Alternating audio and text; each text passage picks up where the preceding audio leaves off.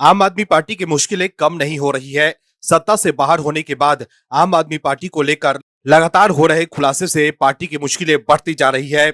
आम आदमी पार्टी के मुखिया अरविंद केजरीवाल अब देश के सामने एक्सपोज हो चुके हैं कि कैसे सत्ता पाने के लिए केजरीवाल ने आम आदमी बनने का नाटक किया था। अन्ना आंदोलन के वक्त तो अरविंद केजरीवाल देश हित और लोगों की सेवा को लेकर बड़ी बड़ी बातें करते थे, लेकिन असल में उन्हें लोगों की सेवा से कोई लेना देना ही नहीं था। उन्हें तो बस अपने सुख सुविधा से मतलब था। तभी तो यू टर्न लेते हुए अरविंद केजरीवाल ने अपने लिए शीश महल बनवा लिया। और अब तो बीजेपी और राज्यसभा सांसद स्वाति मालीवाल ने यह भी आरोप लगाया है कि अरविंद केजरीवाल ने चंडीगढ़ में भी अपने लिए शीश महल बनवा लिया है।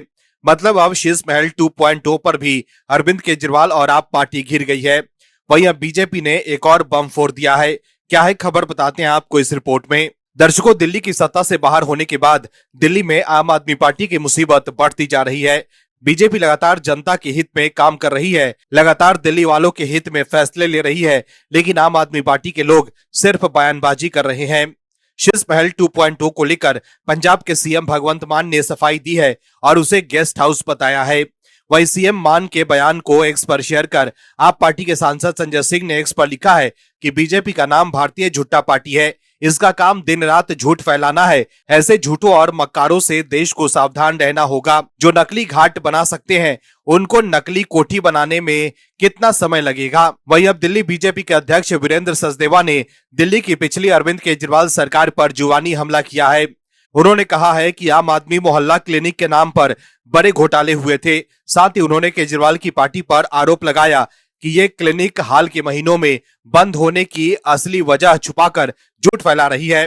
उन्होंने कहा कि केजरीवाल सरकार के मोहल्ला क्लिनिक जो या तो सड़क किनारे पार्टी के केबिन में या आप वॉलंटियर से बहुत ज्यादा किराए पर लिए गए कमरों में खोले गए थे, वे सिर्फ आधे दिन के ओपीडी सेंटर के तौर पर काम करते थे, जिसे केजरीवाल सरकार ने भ्रष्टाचार का जरिया बनाया था। वीरेंद्र सचदेवा ने बताया है कि इनमें से ज्यादातर क्लिनिक में डॉक्टर भी नहीं थे, इन्हें कंपाउंडर चला रहे थे और इनमें किसी भी तरह की डायग्नोस्टिक सुविधाएं नहीं थी। दरअसल हाल ही में दिल्ली आप प्रमुख सौरभ भारद्वाज ने कहा था कि बीजेपी सरकार ने शहर में 170 और मोहल्ला क्लिनिक बंद करने का आदेश दिया है। साथ ही उन्होंने दावा किया था कि इस फैसले से राजधानी के हेल्थ केयर नेटवर्क को बहुत बड़ा झटका लगा है।